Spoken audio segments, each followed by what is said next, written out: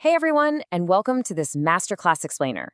Today, we're unpacking the core concepts of social justice and equality. We've structured this like your ultimate set of clear, actionable study notes, perfect for quick learning without feeling overwhelmed. So let's just dive right in, shall we? Here's our syllabus for today. We'll quickly define justice and equality, uncover the roots of inequality, look at the tools for social justice, identify our target populations, and finally, check out Nepal's constitutional framework as a real-world example. All right, Section 1, Defining Justice and Equality. At its core, social justice is basically a balancing scale for society. It's the idea that absolutely no one is inherently smaller or greater just because of where or how they were born. It's an active pushback against the notion that the wealthy can exploit the poor, or that the educated get to belittle the uneducated. If you're taking notes right now, definitely highlight this name, Luigi Tapparelli. He actually coined the term social justice way back in 1840. He used it to describe a system where everyone can fulfill their roles and get a fair, completely barrier-free share of resources. Basically, it's all about distributing power and opportunity so that our common humanity is respected. Then, on the flip side, we have social equality.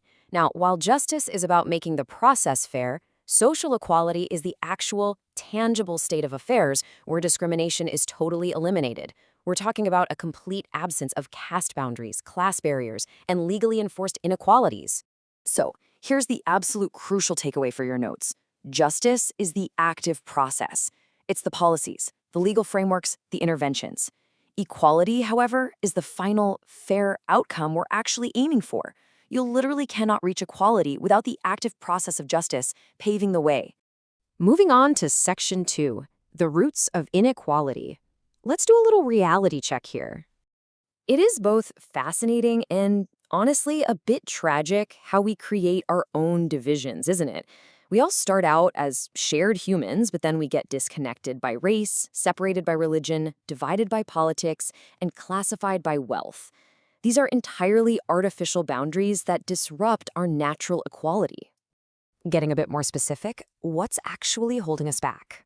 Well, the root causes include deeply entrenched patriarchal structures, widespread poverty, and a culture of impunity where bad actions just go unpunished. Throw in outdated traditional mindsets, superstitions, and a lack of practical education, and you've essentially got a master recipe for systemic inequality. Okay, Section 3, Tools for Social Justice. Let's use a super handy memory trick for your study notes. We're going to spell out the acronym social justice, starting with the first block. S is for sustainable equality. O is opportunity for all.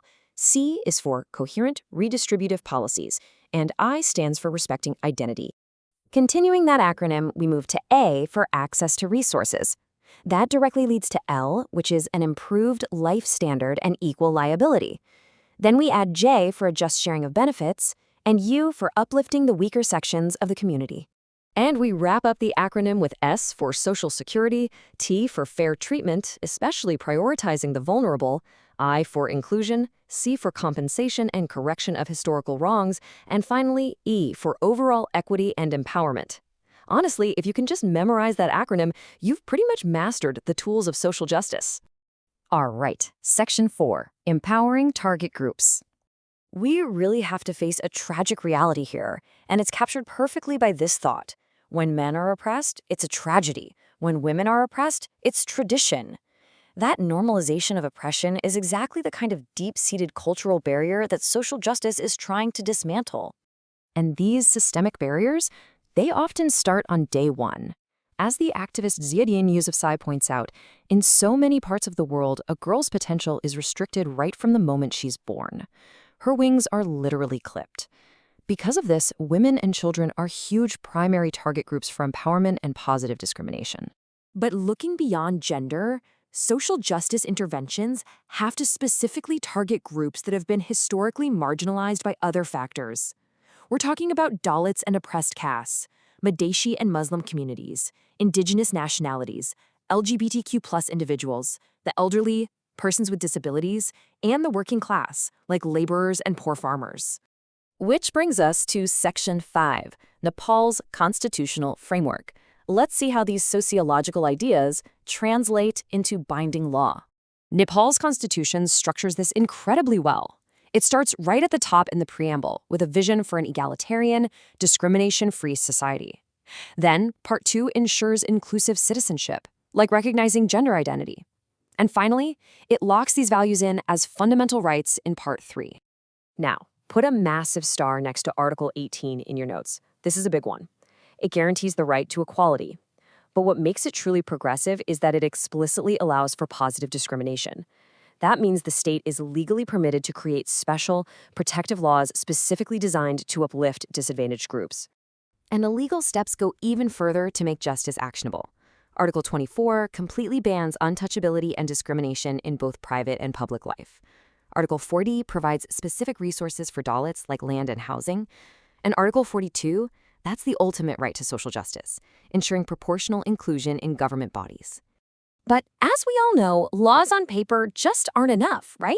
You need actual enforcement. So the Constitution establishes specific institutional watchdogs to keep things accountable. We're talking about the National Women's Commission, the Dalit Commission, the Inclusion Commission, and several others to make sure these groups are actively protected.